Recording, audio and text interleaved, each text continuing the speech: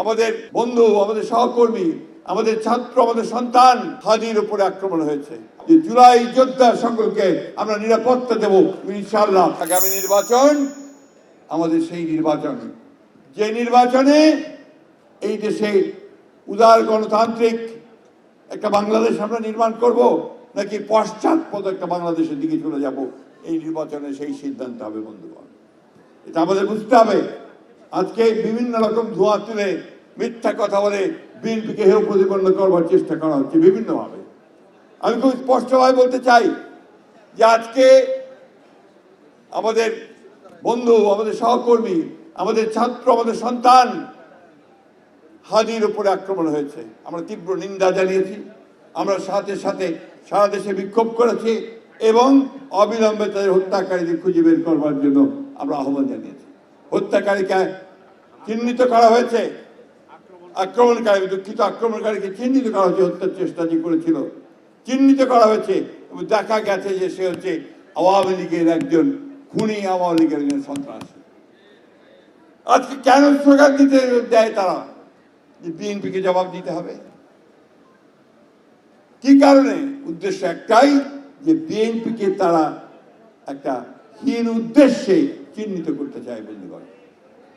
আজকে আমাদের নজরুল ইসলাম খান সাহেব অত্যন্ত সুন্দর করে বলেছেন যে আমরা গর্বিত যে আমরা বিএনপি করি, আমরা গর্বিত যে আমরা শহীদ প্রেসিডেন্ট জিয়াউর রহমানের কথা শুনে তার ইঙ্গিতে আমরা যুদ্ধ করতে নেমেছিলাম, আমরা গর্বিত যে আমরা বাংলাদেশকে একটা নতুন বাংলাদেশ, গণতান্ত্রিক বাংলাদেশ হিসেবে চিন্তা করার কাজ শুরু করেছিলাম।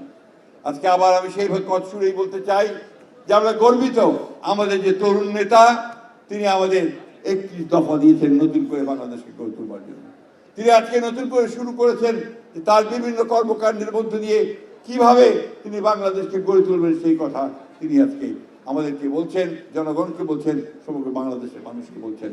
আমরা সেই আশায়, সেই স্বপ্নে আছি। একটা কথা আজকে বলতে চাই, 24শে জুলাইয়ের যোদ্ধা যারা আছে তাদের অনেকের মধ্যে শঙ্কা আছে যে এই অন্তর্বর্তীকালীন সরকারের পরে নতুন সরকার আসলে তখন তাদের নিরাপত্তার কি ব্যবস্থা হবে। আমি খুব পরিষ্কার করে বলতে চাই, দৃঢ়তার সঙ্গে বলতে চাই, জনগণের ভোটে আমরা যদি নির্বাচিত হয়ে আসি, তাহলে আমরা নিশ্চিত করব যে জুলাই যোদ্ধা সকলকে আমরা নিরাপত্তা দেব ইনশাআল্লাহ। তাদেরকে আমরা কোনো রকম অনিরাপত্তার দিকে ঢুকে দেব না। বন্ধুগণ, বক্তব্য বাড়াবো না, আমি শুধু এইটুকু বলতে চাই, আমাদের ইতিহাস হচ্ছে স্বাধীনতা যুদ্ধের ইতিহাস, আমাদের ইতিহাস হচ্ছে এই দেশকে গড়ে তুলবার ইতিহাস, আমাদের ইতিহাস হচ্ছে এই দেশের সমস্ত চ্যালেঞ্জ মোকাবেলা করে বাংলাদেশকে সামনে এগিয়ে নিয়ে যাওয়ার ইতিহাস। আমরা কখনো মাথা নত করিনি, বিএনপি মাথা নত করে না। 17 বছর লড়াই করেছে, সংগ্রাম করেছে ফ্যাসিস্টের বিরুদ্ধে, এবং চূড়ান্ত লড়াইও এই আমার ছাত্র দলের প্রায় 500 ছেলে শহীদ হয়েছে বন্ধুগণ। আমাদের লোকেরা সবাই আহত হয়েছে, 60 লক্ষ মানুষের মধ্যে মিথ্যা মামলা হয়েছে, 20,000 নেতাকর্মীকে হত্যা করা হয়েছে, 1700 নেতাকর্মীকে গুম করা হয়েছে।